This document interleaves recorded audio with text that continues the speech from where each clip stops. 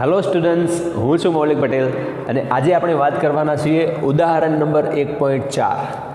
તો અત્યારે હાલ તમારી સ્ક્રીન ઉપર તમને રકમ જોવા મળશે. રકમ વાંચીએ, સમજીએ અને દાખલો ગણવાનો આપણે ટ્રાય કરીએ. તો રકમમાં એવું લખેલું છે કે બે બિંદુવત વિદ્યુતભારો વચ્ચેના સ્થિત વિદ્યુત બળ માટેનો કુલમનો નિયમ. તો અહીંયા આગળ કુલમનો નિયમ છે FE, ઇલેક્ટ્રિક ફોર્સ, વિદ્યુત બળ કહેવાય એટલા માટે FE એવું આપણે લખીએ છીએ. તો electric force is equal to K Q1 Q2 upon R², એટલે કે અંતરના વર્ગના વ્યસ્ત પ્રમાણમાં હોય છે. એના પછી અને બે સ્થિર બિંદુવત દળો વચ્ચેના ગુરુત્વ બળ માટેનો ન્યૂટનનો નિયમ.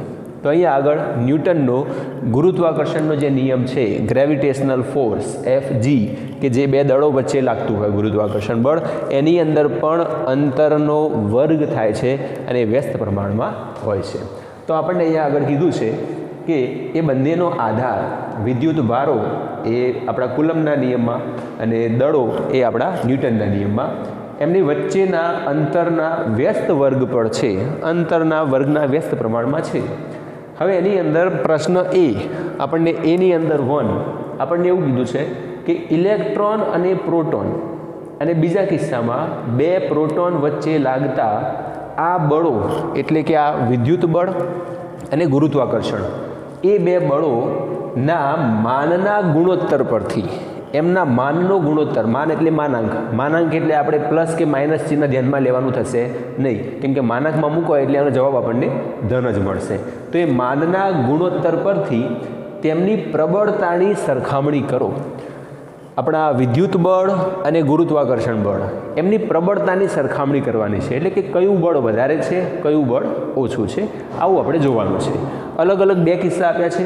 પહેલા કિસ્સામાં ઇલેક્ટ્રોન અને પ્રોટોનની વાત કરી છે, બીજા કિસ્સામાં બે પ્રોટોન વચ્ચે લાગતા બળની વાત કરેલી છે. તો આપણે શરૂઆત કરીએ પહેલા કિસ્સાથી. કિસ્સો નંબર 1, ઇલેક્ટ્રોન અને પ્રોટોન વચ્ચે લાગતા વિદ્યુતીય બળ અને ગુરુત્વીય બળના માનનો ગુણોત્તર પહેલાં આપણે લઈએ, કે જેની અંદર આપણને કોઈ અંતર આપેલા નથી. તો અંતર આપણે વિચારી લઈએ કે R જેટલું અંતર છે, કેમ કે આમાં આપણે ક્યાંય એની કિંમત મૂકવાની થશે નહીં. ચલો હવે અહીંયા આગળ ગુણોત્તર લઈએ છીએ, FE ભાગ્યા FG, ઇલેક્ટ્રિક ફોર્સ ભાગ્યા ગ્રેવિટેશનલ ફોર્સ, પણ એનો માનાંક લેવાનો છે. તો ચલો હવે આપણે કિંમતો મૂકીએ બંને કિસ્સામાં. વિદ્યુત બળ કોના માટેની વાત છે? ઇલેક્ટ્રોન અને પ્રોટોન. કુલમના નિયમ પ્રમાણે પહેલાં K આવશે, તો K મૂકી દઈએ. Q1 એટલે એક ઇલેક્ટ્રોનનો વીજભાર છે, તો એને કહી દઈએ E. જો ઇલેક્ટ્રોનનો વીજભાર હોય -E, પણ અહીંયા માનાંક લેવાનો છે એટલે આપણે +E લઈશું. માનાંકમાં કોઈ પણ સંખ્યાને તમે મૂકો, જો માઇનસ હોય તો એ પ્લસ થઈ જાય, એટલા માટે અહીંયા આગળ પ્લસ જ E લખીશું. Q2 એટલે આપણી પાસે છે પ્રોટોન. પ્રોટોનનો વીજભાર પણ હોય E જેટલો. તો ઇલેક્ટ્રોનનો વીજભાર, પ્રોટોનનો વીજભાર ભાગ્યા એમની વચ્ચેનું અંતર, ત્યારે આપણે R વિચાર્યું છે તો R². તો આ થઈ જશે R² અપોન નીચે છે ગ્રેવિટેશનલ ફોર્સ. ગ્રેવિટેશનલ ફોર્સના ઇક્વેશન પ્રમાણે G, તો અહીંયા આગળ થઈ જશે G M1 M2.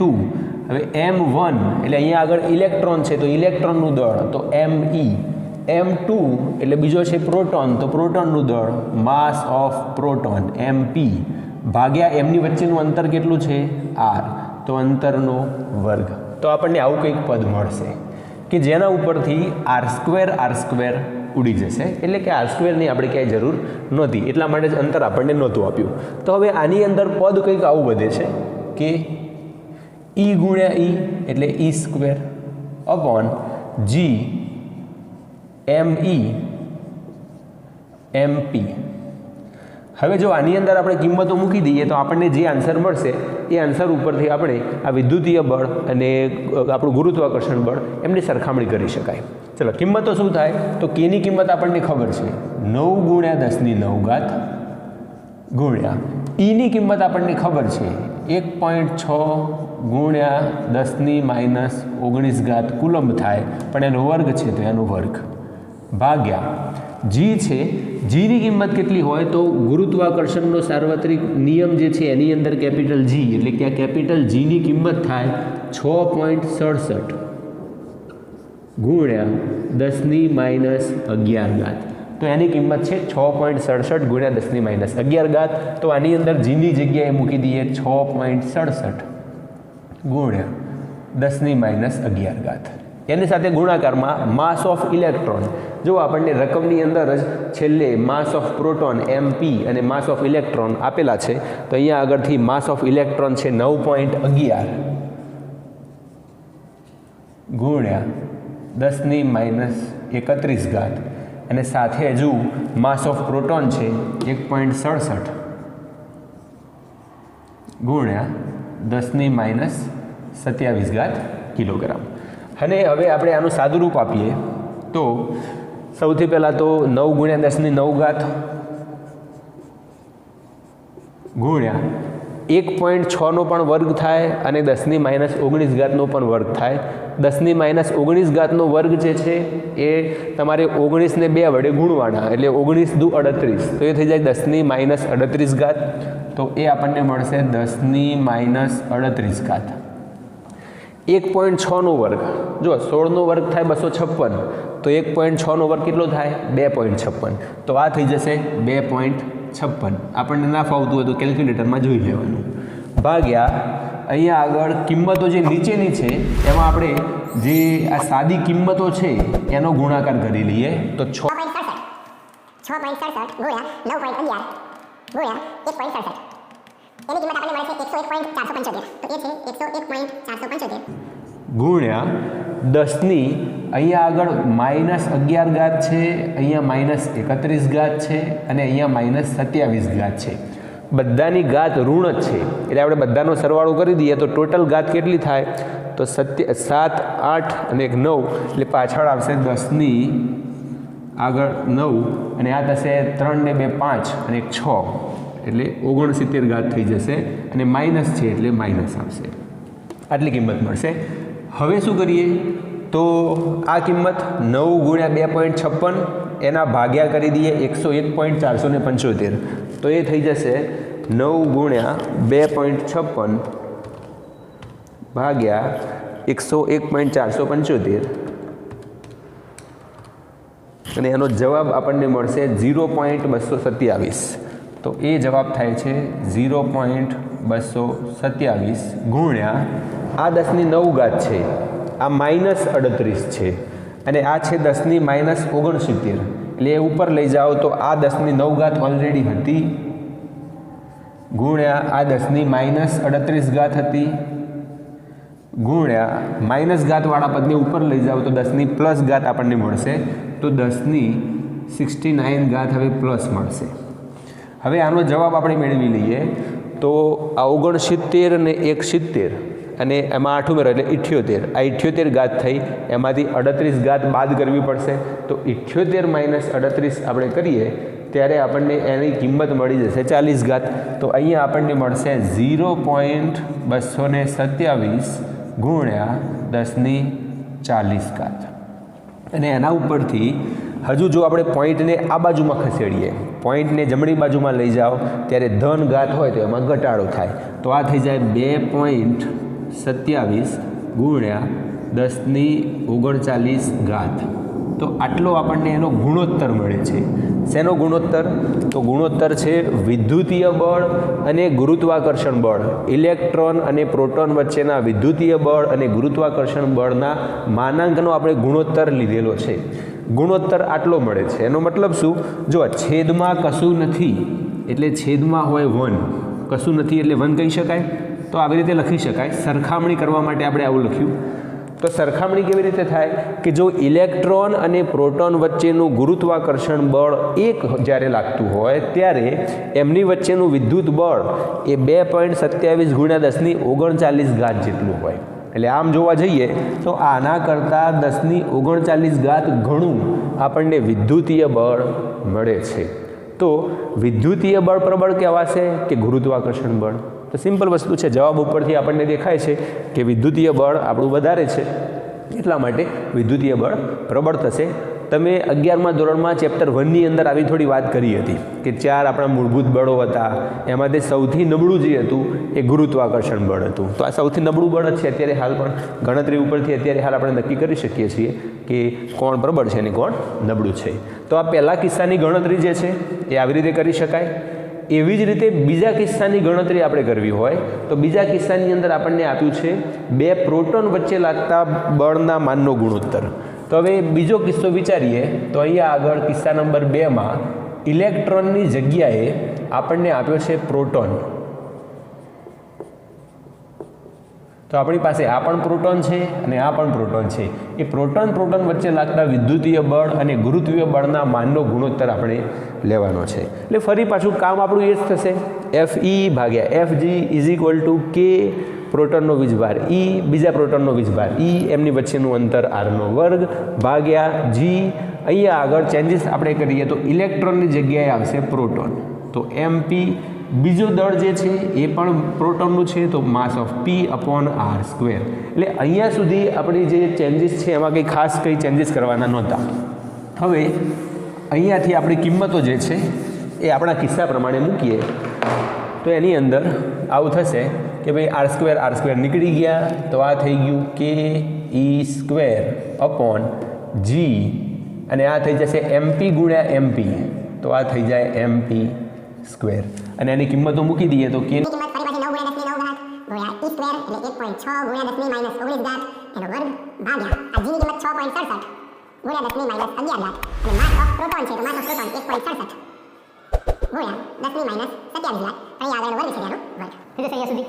ચલો હવે આગળ 9 ગુણ્યા 10⁻9 ગુણ્યા 1.6 નો વર્ગ 2.56 10⁻19 ની જગ્યાએ એનો વર્ગ કરો એટલે 10⁻38 ભાગ્યા 6.67 ગુણ્યા 10⁻11 ગુણ્યા 1.67 નો વર્ગ અને 10⁻27 નો પણ વર્ગ. તો અહીંયા આગળ 1.67 નો વર્ગ આપણે કરીશું તો આપણને જવાબ મળશે 2.788.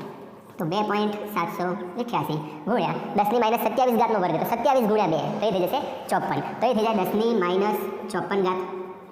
તો આટલી વસ્તુ આપણને મળશે ને એમાંથી જે કિંમતો છે એ કિંમતોનો ગુણાકાર ભાગાકાર પહેલા કરી લઈએ. તો 9 નો ગુણાકાર 2.56 સાથે કરો અને 6.67 નો ગુણાકાર 2.788 સાથે કરો એટલે પછી જે જવાબ મળે એનો ભાગાકાર કરી દઈએ તો આપણને એનો જવાબ મળશે 9 ગુણ્યા 2.56 ભાગ્યા 6.67 એનો જે જવાબ મળે એના ભાગ્યા 2.788 અને એનો જવાબ થઈ જશે 1.238.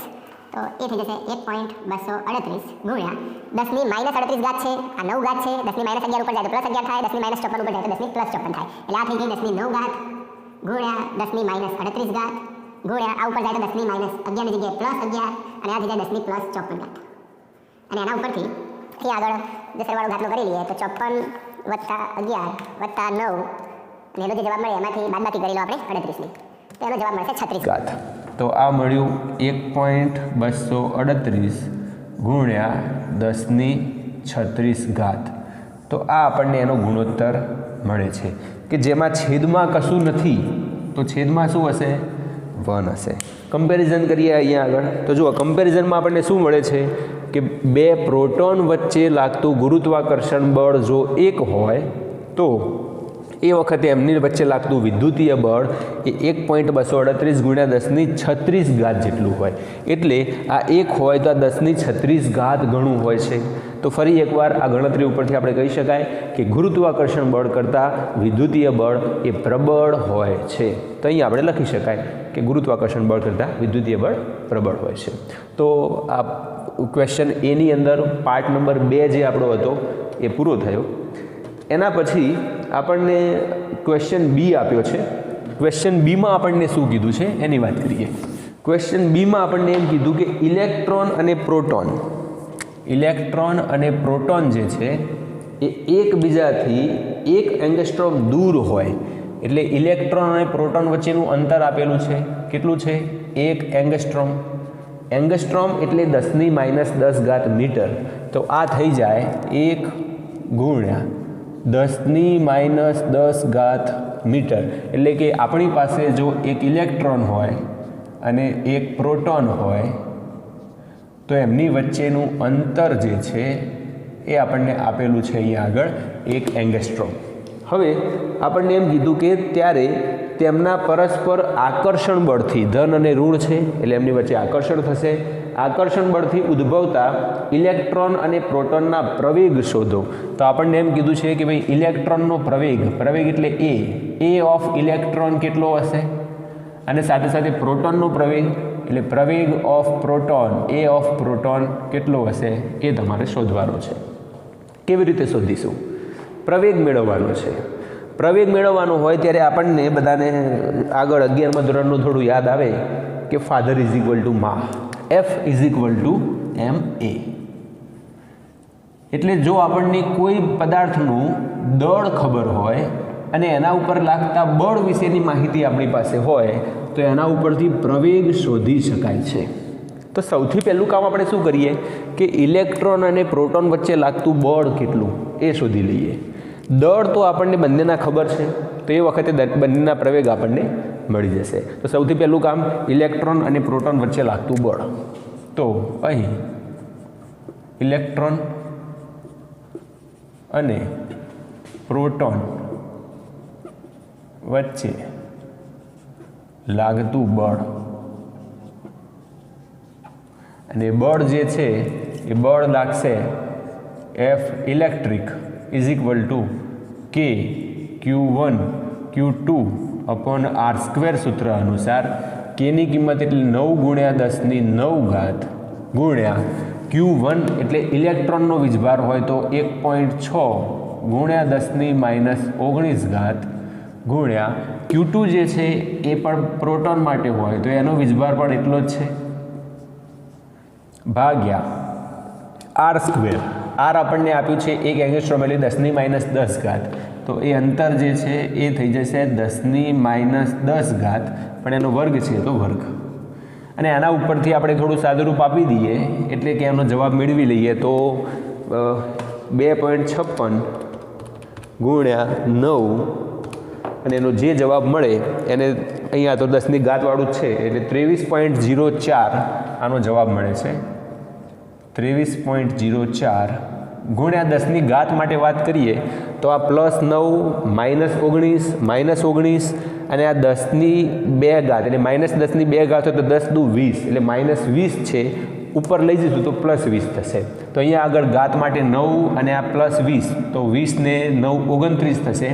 એમાંથી 38 બાદ કરી દઈએ તો 38 - 29 આપણે કરીશું એટલે આપણને જવાબ મળશે 9 અને -38 મોટા હતા એટલે આ થઈ જશે 10⁻⁹. તો આટલા ન્યૂટન બળ એની ઉપર લાગે છે. તો ઇલેક્ટ્રોન ઉપર પણ આટલું બળ લાગશે અને પ્રોટોન ઉપર પણ આટલું બળ લાગશે, કેમ કે આપણે આગળ શીખ્યા છીએ કે બળ જે છે એ ન્યૂટનના ગતિના ત્રીજા નિયમ અનુસાર આઘાત અને પ્રત્યાઘાત સમાન મૂલ્યના પરંતુ પરસ્પર વિરુદ્ધ દિશામાં હોય છે. તો આટલું જ બળ ઇલેક્ટ્રોન ઉપર અને પ્રોટોન ઉપર લાગતું હશે. તો બળ મળી ગયું છે. તો દળ એક વખતે જો આપણે ઇલેક્ટ્રોનનું મૂકીએ તો પ્રવેગ ઇલેક્ટ્રોનનો મળી જાય, દળ જો પ્રોટોનનું મૂકીએ તો પ્રવેગ પ્રોટોનનો મળી જાય. તો અહીંયા આગળ ગણતરી કરીએ તો ઇલેક્ટ્રોનનો